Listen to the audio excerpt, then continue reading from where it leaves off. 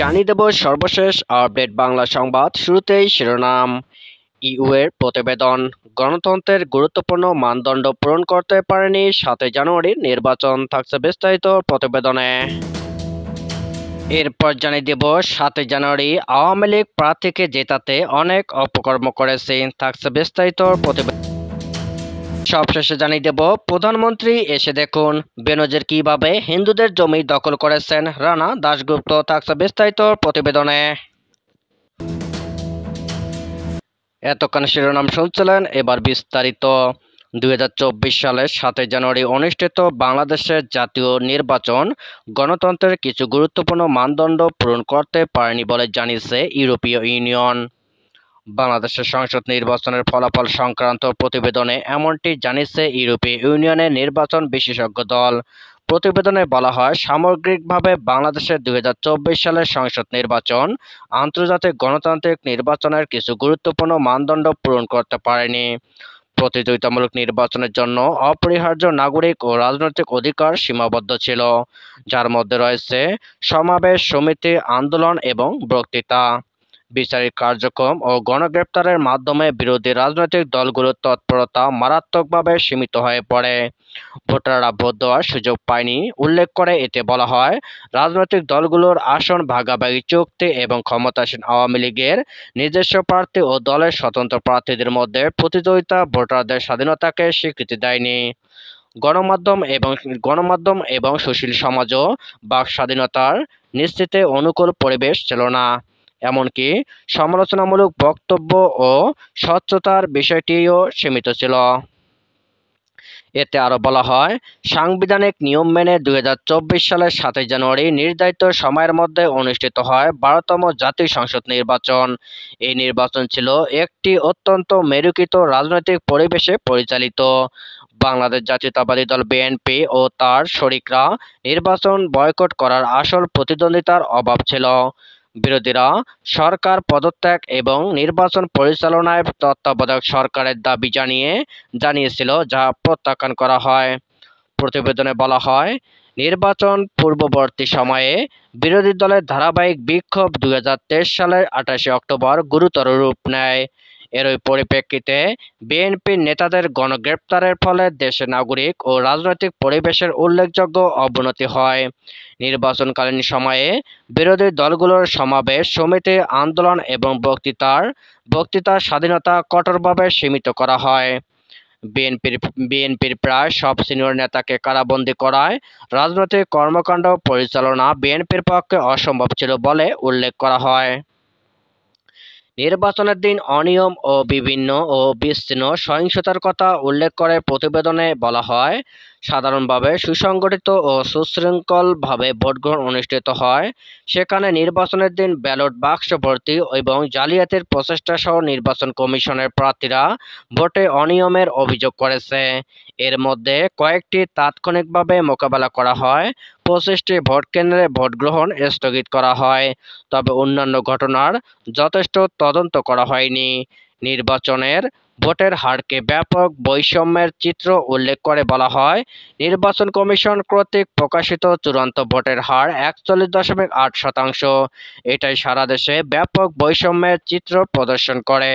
চূড়ান্ত আনুষ্ঠানিক ফলাফল অনুযায়ী আওয়ামী লীগের অফিসিয়াল প্রার্থীরা 223টি আসন, স্বতন্ত্র প্রার্থীরা 62টি, জাতীয় পার্টি পায় 11টি আসন ভাগাভাগির চুক্তিতে আরও দুটি দল একটি করে আসন পেয়েছে। কল্যাণ পার্টি জিতেছে একটিতে। প্রতিবেদনে কিছু নির্বাচনী এলাকার উন্নতির জন্য কিছু সুপারিশ তুলে ধরা হয়। গণপ্রতিনিধিত্ব আদেশ 1972 সহ সংসদীয় সম্পর্কিত সমস্ত আইন, প্রবিধান ও বিধিগুলোর একটি ব্যাপক পর্যালোচনা, আন্তর্জাতিক মানের সঙ্গে সামঞ্জস্য রেখে গণতান্ত্রিক নির্বাচনের আইনি নিশ্চয়তা বাড়াতে হবে। বাংলাদেশ নির্বাচন কমিশনার বোর্ড নিয়োগের ব্যবস্থা যোগ্যতাভিত্তিক ও স্বাধীন নিয়োগের মাধ্যমে হওয়া উচিত, যা জনস্বার্থে কাজ করার লক্ষ্যে কমিশনের হাত শক্তিশালী করবে। সর্বোত্তম অনুশীলনের সাথে সঙ্গতিপূর্ণ একটি স্বাধীন প্যানেল বিষয়টি তত্ত্বাবধান করতে পারে। বাক স্বাধীনতার আন্তর্জাতিক মানদণ্ডের বিধান মেনে সাইবার সিকিউরিটি অ্যাক্ট 2023-এর বিধিবিধানগুলো পর্যালোচনা করতে হবে। অস্পষ্ট ও অসামঞ্জস্যপূর্ণ বিধিনিষেধগুলো সরানো যেতে পারে। সুশীল সমাজ যাতে নিষেধাজ্ঞা ছাড়াই কাজ করতে পারে তা নিশ্চিত করার জন্য বিদেশি অনুদান স্বেচ্ছাসেবী কার্যক্রম আইনের বিধান 2016-এর সীমাসহ সুশীল সমাজের কার্যক্রম এবং অতিমাত্রায় এর উপর আমলাতান্ত্রিক নিবন্ধনের বিষয়টি পর্যালোচনা করা যেতে পারে। ভোট ও গণনার স্বচ্ছতা নিশ্চিত করার জন্য বর্ধিত সুরক্ষা ব্যবস্থা তৈরি করা যেতে পারে। তার জন্য ভোট কেন্দ্রের আশেপাশের রাজনৈতিক দলের কার্যক্রমের উপর সম্পূর্ণ স্থগিতাদেশ অন্তর্ভুক্ত করতে হবে। চট্টগ্রামের মীরসরাইল উপজেলা আওয়ামী লীগের সাধারণ সম্পাদক এ.কে.এম. জাহাঙ্গীর ভূঁইয়া এক উপজেলা প্রার্থী নির্বাচনী জনসভায় স্বীকার করেছেন যে গত 7 জানুয়ারি জাতীয় সংসদ নির্বাচনে দলীয় প্রার্থীকে জেতাতে তারা অনেক অপকর্ম করেছেন। তবে উপজেলা নির্বাচনে তারা কোনো অপকর্ম করবেন না বলে ঘোষণা দেন। গতকাল সোমবার বিকেলে মীরসরাইল উপজেলা বরতাকিয়া এলাকা ইভা কমিউনিটি সেন্টারে উপজেলা চেয়ারম্যান পদপ্রার্থী শেখ আতাউর রহমানের নির্বাচনী সভায় এই স্বীকারোক্তি দেন জাহাঙ্গীর ভূঁইয়া। তার এই বক্তৃতার একটি ভিডিও সামাজিক যোগাযোগ মাধ্যমে ছড়িয়ে পড়ে। জাহাঙ্গীর ভূঁইয়া তার বক্তৃতায় বলেন, গত 7 জানুয়ারি জননেত্রী শেখ হাসিনার মনোনীত প্রার্থী আওয়ামী লীগের প্রার্থী নূহ এর কিস্তির প্রার্থী আমাদের প্রিয় নেতা ইঞ্জিনিয়ার মোশাররফ হোসেনের সুযোগ্য সন্তান মাহবুবুর রহমান রুবেলকে জেতানোর জন্য আমরা অনেক অপকর্ম করেছি। আমরা আগামী 8 তারিখে কোনো অপকর্ম ছাড়া ভোট কেন্দ্রে খোলা রাখব। আমাদের অনেক প্রার্থী রয়েছে। আপনি ভোট কেন্দ্রে যাবেন, যাকে খুশি তাকে ভোট দেবেন। আমাদের কোনো আপত্তি নেই। সাবেক পুলিশ প্রধান বেনজির আহমেদ গোপালগঞ্জের হিন্দু সম্প্রদায়ের অনেকের জমি জায়গা জোর দখল করে নিয়েছেন বলে অভিযোগ করেছেন বাংলাদেশ হিন্দু বৌদ্ধ খ্রিস্টান ঐক্য পরিষদের সাধারণ সম্পাদক রানা দাশগুপ্ত। তিনি প্রধানমন্ত্রীকে এলাকাটি ঘুরে দেখার অনুরোধ করেছেন এবং যাদের জমি জোর করে নেওয়া হয়েছে সেগুলো ফিরিয়ে দেওয়ার দাবি জানিয়েছেন। গোপালগঞ্জ সদর উপজেলা Sabana eco resort and natural park এলাকা পরিদর্শন ও ভুক্তভোগী হিন্দু সম্প্রদায়ের মানুষের সঙ্গে কথা বলার পর শুক্রবার সন্ধ্যায় রানা দাশগুপ্ত সাংবাদিকদের এসব কথা বলেন। তিনি বলেন, আজকে আমি পরিষ্কারভাবে প্রধানমন্ত্রীর কাছে একটি আবেদন করতে চাই। এই এলাকাটি শতভাগ হিন্দু প্রধান এলাকা, যাদের শত শত বিঘা জমি জোর করে হুমকি দিয়ে চক্রান্তমূলকভাবে বেনজির দখল করে নিয়েছে। শুধু দখলই করেনি, আমরা দেখেছি কাঁটাতারের বেড়া দিয়ে এমনভাবে চারিদিকে বেষ্টনী করা হয়েছে যাতে অন্য কেউ ওই জায়গায় প্রবেশ করতে না পারে। ওইদিকে পার্কের ভিতরে এলাকার হিন্দুদের জায়গা জমি আছে, সেগুলো তারা আর দেখাশোনা করতে পারছেন না। অথচ এখানকার লোকজনের প্রধান জীবিকার উৎস হলো কৃষি। আজকে জীবিকার উৎস থেকে তারা বঞ্চিত হওয়ার ফলে দৈনন্দিন জীবনে একটি বিশাল অর্থনৈতিক সংকট নেমে এসেছে। আমি আবেদন করতে চাই, মাননীয় প্রধানমন্ত্রী, এলাকাটি আপনারই।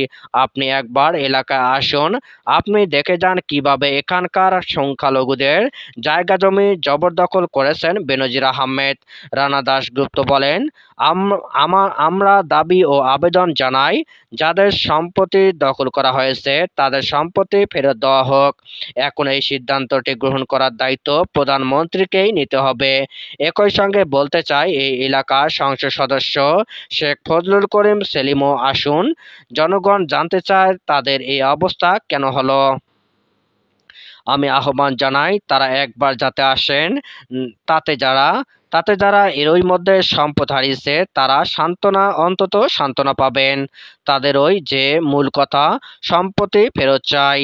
এই জায়গাটিতে মাননীয় প্রধানমন্ত্রী নিজে এসে পরিস্থিতি অবলোকন করে অবশ্যই বিবেচনা করবেন, এই আশা আমরা করতে পারি। দুর্নীতি ও অপকর্মের কারণে বেনজির আহমেদ ও সাবেক সেনাপ্রধান আজিজ আহমেদের বিরুদ্ধে মার্কিন নিষেধাজ্ঞা এসেছে মন্তব্য করে হিন্দু বৌদ্ধ খ্রিস্টান ঐক্য পরিষদের সাধারণ সম্পাদক বলেন, বেনজির যে ভূমিকাটা পালন করেছে এটা শুধু সরকারের ভাবমূর্তিকেই ক্ষুণ্ণ করেনি, এটা গোটা রাষ্ট্রের ভাবমূর্তিকেই ক্ষুণ্ণ করেছে। আমাদের যে আইন শৃঙ্খলা রক্ষাকারী কর্তৃক তাদের ভাবমূর্তিও ক্ষুণ্ণ হয়েছে।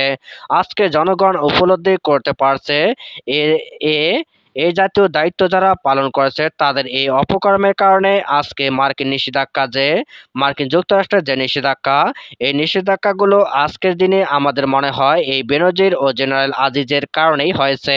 হয়তো নিষেধাজ্ঞা দেওয়ার সময় আমরা বিষয়গুলো অনেকেই জানতাম না বলেই অনেক সময় মনে করেছি একটি রাজনৈতিক উদ্দেশ্য প্রণোদিতভাবে মার্কিন যুক্তরাষ্ট্র একটি বাংলাদেশ বিরোধী ভূমিকায় অবতীর্ণ হয়েছে।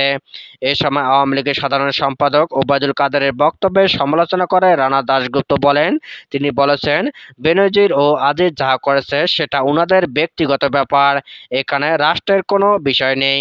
কিন্তু এই বিষয়গুলোকে ব্যক্তিগত বিষয় হিসেবে চেপে রাখার কোনো বাস্তবতা নাই।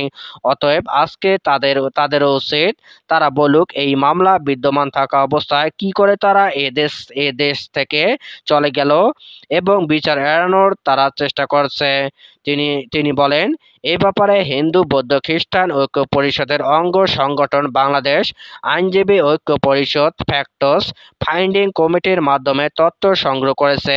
অচিরেই সংবাদ সম্মেলন করে তা তুলে ধরা হবে।